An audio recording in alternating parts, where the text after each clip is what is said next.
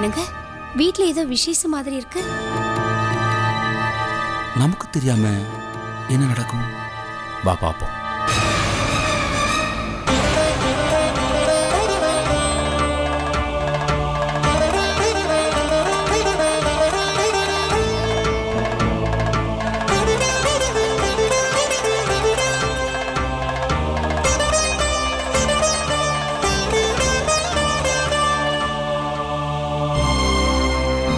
நீலகண்ட பிள்ளையா, வாருங்கள்.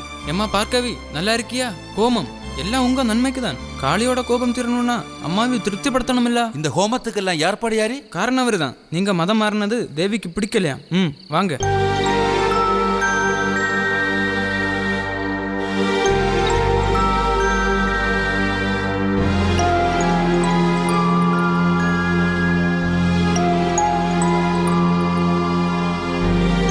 எடுத்துக்கோங்க. கொண்டு போ. ஐயோ ஐயோ, அபச்சாரம், இப்படி சொல்லலாமா? யாரை கேட்டுதல்ல ஏற்பாடு பண்ணீங்க? நீங்க எல்லாம் திருந்தவே மாட்டீங்களா? இந்த மூட பழக்க வழக்கங்களை விட்டு விட்டு மறந்திருந்துங்க. இயேசுவை நம்புகிறவன் முடிவில்லாமல் வாழ்வான். நீலகண்டா, ஹோமம் நடக்கிற இடத்துல நீ எதுக்கு தகராறு பண்ற? பார்க்கவி, நீயாவது சொல்லக்கூடாதா? இவ்வளவு பெரிய காரியம் நடக்கிறப்போ உங்க மகன் பேசுற பேச்ச பார்த்தேளோ? இப்போ இந்த ஹோமத்தை நடத்தவா இல்ல இத்தோட முடிக்கவா?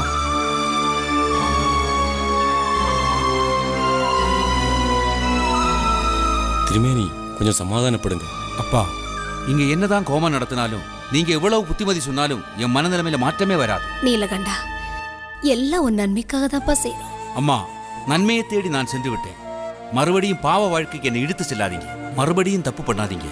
நீங்க என்ன மன்னிச்சிருங்க. ஏ நீலகண்டா, உன்னை அழிச்சு உன் மதத்தை இந்த நாட்டில இருந்து விரட்டுவோம். இது பத்திரகாளி மேல சத்தியம். இது நடக்கலன்னா இந்த பிரம்மசூத்திரம் விலையற்றது. நீங்க சொன்ன நடக்கலன்னா இந்த பூணூர் கயர். யாரும் சண்டை போடாதீங்க, அவங்க வேலையை பாருங்க.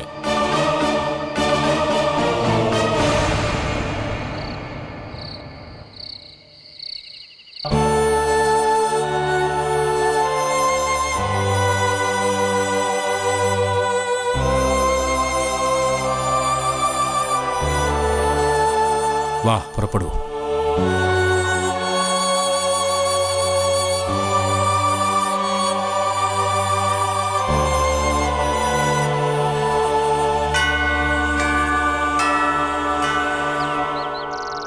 என்னங்க, நம்மளை எல்லாரும் வெறுத்துட்டாங்கல்ல? பார்கவி, மனிதனோட உறவு நிரந்தரம் கிடையாது. நம்மோடு எப்போதும் இறைவன் இருக்கிறார். அத்தை மாமா கிட்ட ஒரு வார்த்தை கூட பேச முடியாம ஆயிடுச்சு. அத்தை என்ன நினைக்கிறாங்களோ? எல்லாம் கொஞ்ச நாள்ல சரியாயிடும். ஆண்டவர் நல்வழி காட்டுவார், கவலைப்படாது. என்னங்க, அப்பா அம்மா பார்த்து ரொம்ப நாளாகுது. மனசுக்கு ரொம்ப கஷ்டமா இருக்கு. நம்ம அம்மா வீட்டுக்கு போய் கொஞ்ச நாள் தங்குவோமா? என கொட்டாரத்துல கொஞ்சம் வேலை இருக்கு. நீ போய் தங்கிட்டு வா, உனக்கு நிம்மதியா இருக்கும். இந்த நேரத்துல உங்களை எப்படி நான் தனியா விட்டுட்டு போறது? என்னோட கிறிஸ்து இருக்கிறார். நான் ஜெபம் பண்றேன். தினமும் நீயும் ஜெபம் பண்ணு. சரி, நீங்களும் ஜெபம் பண்ணுங்க. நான் போயிட்டு வரேன். பார்த்து போமா.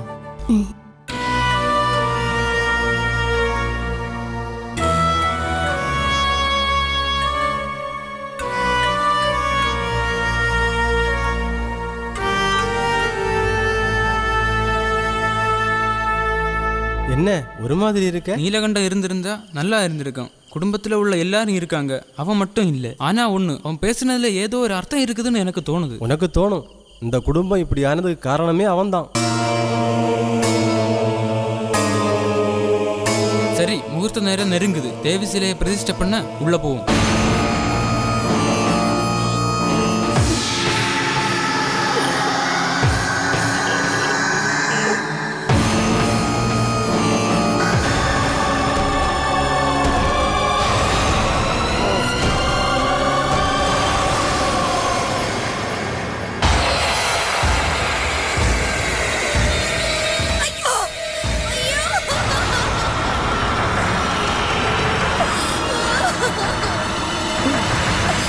நல்ல காரியம் பண்ண போற நேரத்துல இப்படி அபசகுணம் ஆகி போச்சு.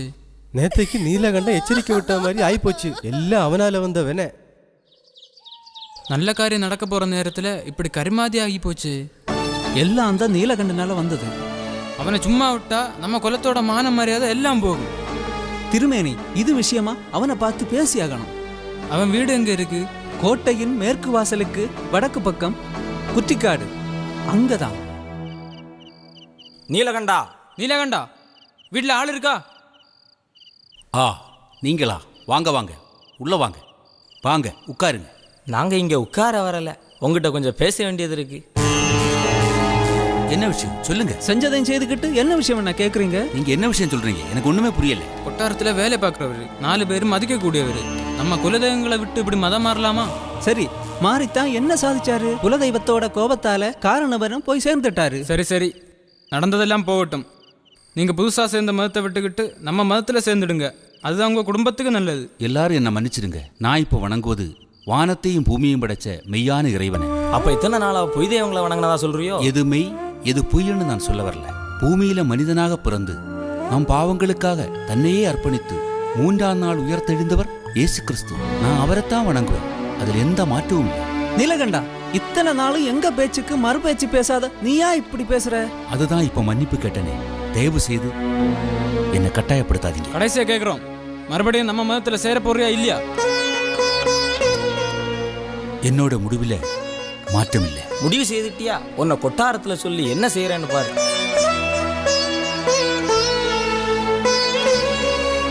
உனக்கு அழிவு காலம் அடுத்திருக்கு. புத்திமதி சொல்ல போன நம்ம பார்த்து என்ன வார்த்தை பேசினாய் பார்த்தீங்களா? நீலகண்டன் கிறிஸ்தவ மதத்தில் இவ்வளோ பற்றுதலாக இருக்கானே, இனி என்ன செய்வது? அவனை இப்படியே விட்டா கொட்டாரத்திலும் சமுதாயத்திலும் நம்ம மரியாதை போயிடும். பிறகு கீழ்ச்சாதிக்காரன் கூட நம்மளை மதிக்க மாட்டான். சாதி பாகுபாடு இல்லாமல் எல்லா ஜனங்களையும் கிறிஸ்தவ மதத்தில் சேர்த்துடுவோம் போல இருக்கு. அப்படி நடந்தா நாம எதுக்கு இருக்கோம்? கொட்டாரத்தில் போய் ராமயந்தளவாய்கிட்ட சொல்லி நீலகண்டனுக்கு சரியான பாடம் புகட்டணும். வணக்கம். சாந்த், இந்த உச்சி வெயில அவசரமா வந்த மாதிரி தெரியுது. உங்களை பார்க்கத்தான். என்ன பார்க்கவா? என்ன விஷயம் திருமேனி? எல்லாம் நீலகண்டனை பற்றி தான். காரியக்காரனை பற்றியா? இவர்களை வைத்து அவன் கதையை முடிக்கணும். அவர் நல்ல மனுஷன். அவரை பற்றி? அவரா நல்ல மனுஷன்? அவர் என்ன காரியம் பண்ணினார் தெரியுமா?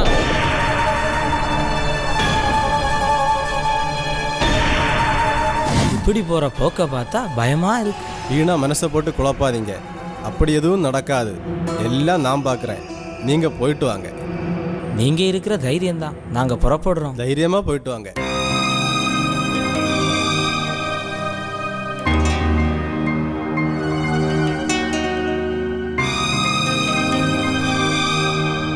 வணக்கம் தளபதியாரே, பூசாரிகள் வந்துட்டு போறாங்க. எல்லாம் நல்ல விஷயம்தான். காரியக்காரனை பழி வாங்க நேரம் வந்தாச்சு. அப்படின்னா நம்ம போலத்தான் பூசாரிகள் காரியக்காரனை பழி வாங்க துடிக்கிறாங்க. தளபதியாரே, காரியக்காரரும் துரையும் தம்புரானுக்கு ரொம்ப வேண்டியவங்க. அவங்க தம்புரானை மதமாற்றி விட்டா? அப்படி நடக்காது. பூசாரிகள் சொல்றத அப்படியே நம்புறவர் தான் தம்புரான். ஏன்னா பூசாரிகளை பூமியில வாழற தேவர்கள்னு மதிக்கிறவங்க அரச குடும்பத்துல உள்ளவங்க. அப்படி நான் விஷயத்த பூசாரிகளை வைத்து தம்புரான் கதையில போடணும். சரியான நேரம் வரட்டும். பூசாரிகளை ஏவி விட்டு காரியக்காரன் கதையை முடிக்கிறேன். ஐயா, உட்காருங்க உட்காருங்க.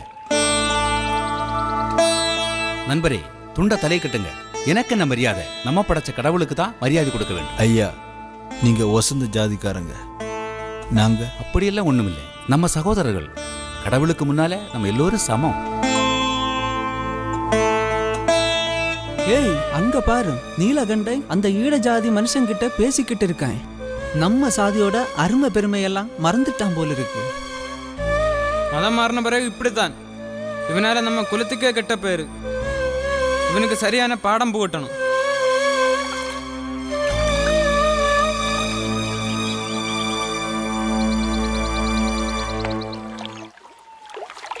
வணக்கம். வணக்கம் உதயசாரி, நல்லா இருக்கீங்களா? நான் நல்லா இருக்கேன். நீங்க?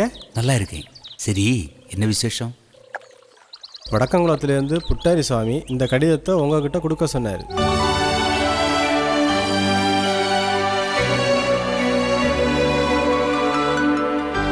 நேமத்துல இளைய தம்புரான் ராமவர்மா கொடுத்த நிலத்துல ஆலயம் கட்ட போறாங்க. அதுக்கு தேவையான தேக்க மரத்தை ஆர்வாய்மொழி சவக்க வழியா கொண்டு போறதுக்கு அரசாங்க அனுமதி கேட்டு எழுதியிருக்காங்க. வணக்கம் தளபதியாரே. என்ன வந்த விஷயம்? வடக்கங்குளத்துல இருந்து புட்டாரி சாமி கொடுத்து அனுப்பினார். இந்த உதவியை நம்ம செய்தா கடவுளுக்கு செய்யக்கூடிய தொண்டா. நீலகண்டா, தம்புரானோட உப்பும் சோறும் தின்னுகிட்டு தம்புரானிக்கு துரோகமா? கிறிஸ்தவ ஆலயம் கட்ட தேக்கு மரத்திற்கு அனுமதி கேட்க உனக்கு எவ்வளவு துமிரு? தளபதியாரே, சத்தியமறையை பின்பற்றி எனக்கு கிடைத்த பேரின்பத்தை இந்த வேணாட்டு மக்களும் பெற வேண்டும். அதுதான் என்னுடைய விருப்பம். நீலகண்டா, நீ மதம் மாறியதே குற்றம். அது போதாதென்று வேணாட்டு மக்களையும் மதம் மாற்ற நீ விரும்புகிறாயா? தளபதியாரே, நான் உங்களிடம் சண்டை போட வரவில்லை. நான் கேட்டு வந்த உதவியை உங்களால் செய்ய முடியுமா இல்லையா? முடியாது, முடியாது. இன்னும் கொஞ்ச நாளிலே உன்னையும் உன் கூட்டத்தையும் கழுமரத்தில் ஏற்றுகிறேன் பார்.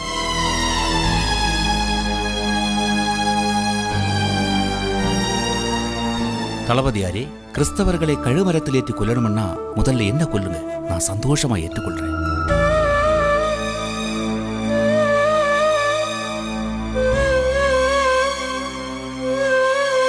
வணக்கம். வணக்கம். சாந்தி. என்ன திடீர்னு இந்த பக்கம்? தங்களை பார்க்கத்தான் வந்தோம். நீலகண்ட விஷயமா தான் வந்திருப்பேளோ? நிலைமை அத்துமீறி போகுது. காரியக்காரன் அவனோட செல்வாக்கை வைத்து ஜனங்களை எல்லாம் மதம் மாற்றுகிறான். இப்படியே போனா மேல் சாதிக்காரன் எல்லாம் அவன் வழியிலே போயிடுவாங்க. பிறகு சமூகத்துல நமக்கு என்ன மரியாதை? இதுக்கு உடனே முடிவெடுத்தாகணும். என்ன செய்வோம்?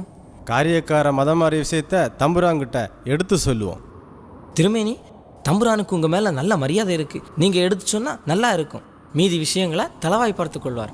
ஆமா திருமேனி, நாளை காலையில கொஞ்சம் பூசாரிகளை கூட்டிக்கிட்டு கொட்டாரத்துக்கு வாங்க. குற்றச்சாட்டை கொஞ்சம் அதிகமா சொல்லுங்க. அப்பதான் காரியக்கார மேல தம்புரானுக்கு வெறுப்பு அதிகமாகும்.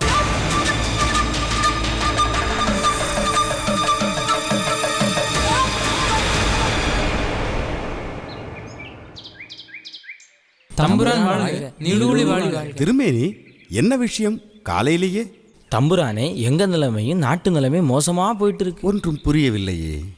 காரியக்கார நீலகண்டை மதம் மாறிவிட்டான். என்ன, காரியக்காரன் மதம் மாறிவிட்டானா? ஆமா தம்புரானே, நீலகண்ட கிறிஸ்தவ மதத்துல சேர்ந்திருக்கான். மட்டுமல்ல தம்புரானே, வசந்த சாதிக்காரங்களை கீழ் சாதிக்காரன் இருக்கிற கிறிஸ்தவ மதத்தில் சேர்க்க முயற்சி பண்றான். இத்தனை நாளா அவன் வணங்கி வந்த நம்ம குலதெய்வங்களை இழிவா பேசுறான். நாம கும்பிடுற கோவிலையும் இடித்து தள்ளுவானா? இத்தனையும் நடந்திருக்கு. நீங்க காரியக்காரர்கிட்ட தப்புன்னு சொல்லலையா? சொன்னோம். அதுக்கு எங்க பூநூலை அறுத்து அறிஞான் கயிறா கட்ட போறானா? அப்படியா சொன்னான்?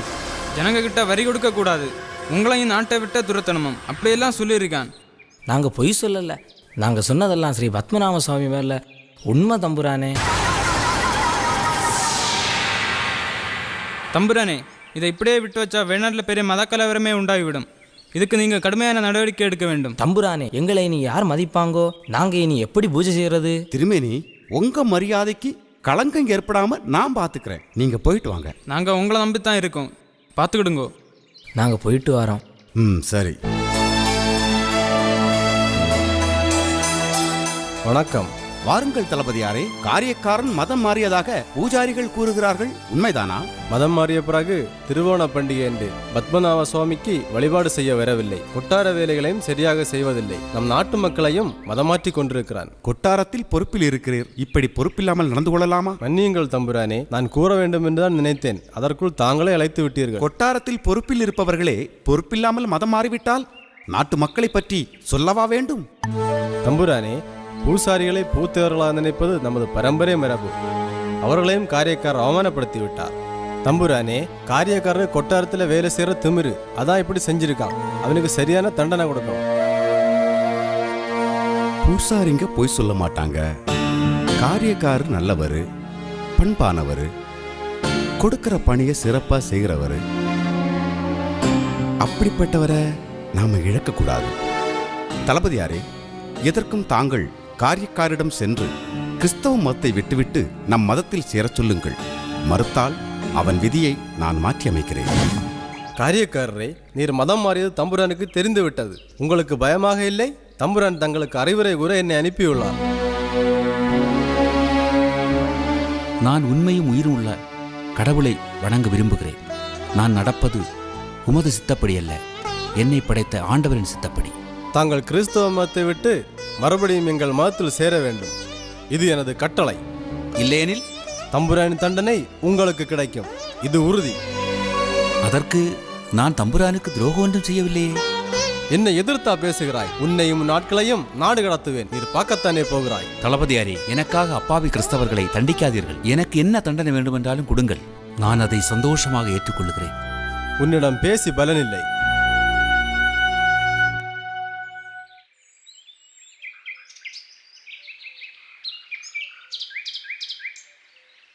என்னங்க, இன்னைக்கு நேரமே வந்துட்டீங்க.